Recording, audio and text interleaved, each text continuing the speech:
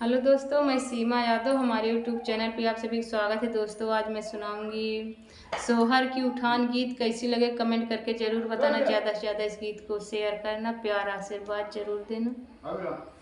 रात हुए